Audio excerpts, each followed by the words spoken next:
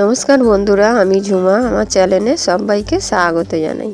প্রতিদিনের মতন আজকেরও আরও একটা রেসিপি নিয়ে এসেছি বন্ধুরা আপনাদের সামনে। রেসিপিটার নাম হলো, শীতকালে তো নানা রকমের বরফের মাছ পাওয়া যায়। আজকের আপনাদের সাথে ভোলা মাছের ঝাল করব। আমি কিভাবে রেসিপিটি বানাবো আপনাদের সাথে শেয়ার করছি। আপনারা অবশ্যই ভিডিওটি দেখবেন। দেখে যদি ভালো লাগে তা লাইক, শেয়ার, কমেন্ট করতে ভুলবেন না। দেখুন, আমি এখানে ভোলা মাছ নিয়েছি। এখানে 500 গ্রাম ভোলা মাছ আছে। আমি কেটে বেছে পরিষ্কার করে নিয়েছি। আমি এখানে পরিমাণ মতন হলুদ আর নুন দিয়ে মেখে রেখে দেবো 5-10 মিনিট। প্রত্যেকটা মাছের গায়ে এইভাবে মেখে নেবো। কিন্তু আমি গ্যাস অন করে কড়াই বসিয়েছি। কড়াতে পরিমাণ মতন তেল দেব। তেলটা যখন খুব ভালো মতন গরম হয়ে যাবে তখন মাছগুলো আমি লাল করে ভেজে নেব।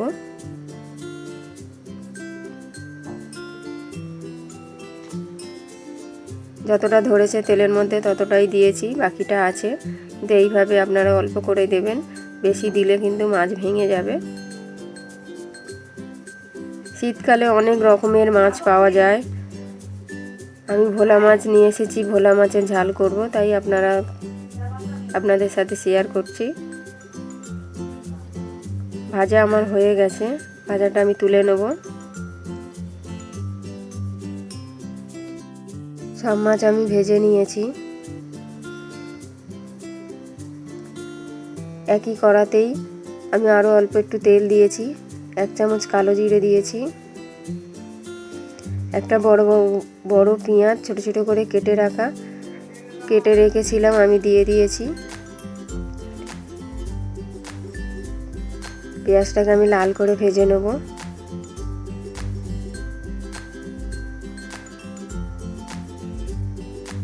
পেঁয়াজটা ভাজা হয়ে যাওয়ার পরে দেখুন এইভাবে ভেজে নেব। গ্যাসটা কিন্তু আমি মিডিয়াম করে রেখেছি। পেঁয়াজটা ভাজা হয়ে যাওয়ার পরে আমি একটা বড় টমেটো ছোট ছোট করে কেটে দিয়ে দিয়েছি। একই সাথে আমি পেঁয়াজ টমেটো ভেজে নেব।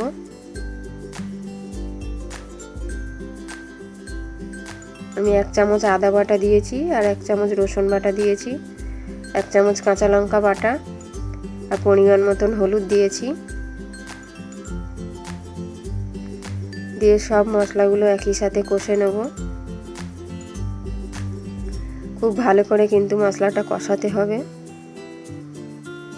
দেখুন মশলার গা দিয়ে কিন্তু তেল ছেড়ে দিয়েছে। আমি এখানে 1 চামচ ধনে গুঁড়ো দিয়েছি, আরও 1/2 চামচ কাঁচা লঙ্কা বাটা দিয়েছি। অবশ্যই আপনারা লঙ্কাটা আর নুনটা দেখে নেবেন।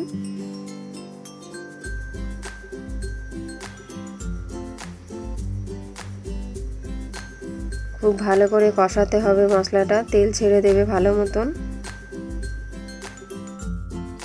দেখুন মশলাটা কিন্তু আমি এখনও কষাচ্ছি। মশলার গা দিয়ে কিন্তু তেল ছেড়ে দিয়েছে। যখন তেল ছেড়ে দেবে আমি অল্প একটু জল দিয়ে ভালো করে আবার একটু কষিয়ে নেব।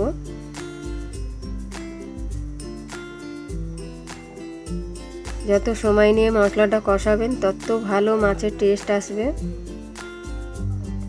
এখানে পরিমাণ মতন আমি জল দেব। আমি মাখা মাখা করব, আপনারা আপনাদের পছন্দ মতন যতটা ঝোল খাবেন ততটাই দেবেন। যখন খুব ভালো করে ঝোলটা ফুটে যাবে তখন আমি মাছগুলো দিয়ে দেব।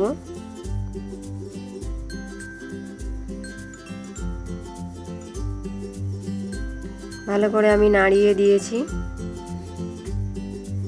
আরও ভালো করে 5 মিনিট আমি ফোটাবো। ঝোলে দেওয়ার পরে কিছুক্ষণ ঢেকে দেব। আমি 5 মিনিট ঢেকে রেখেছিলাম। 5 মিনিট পর খুলেছি। ভালো করে নাড়িয়ে দেব।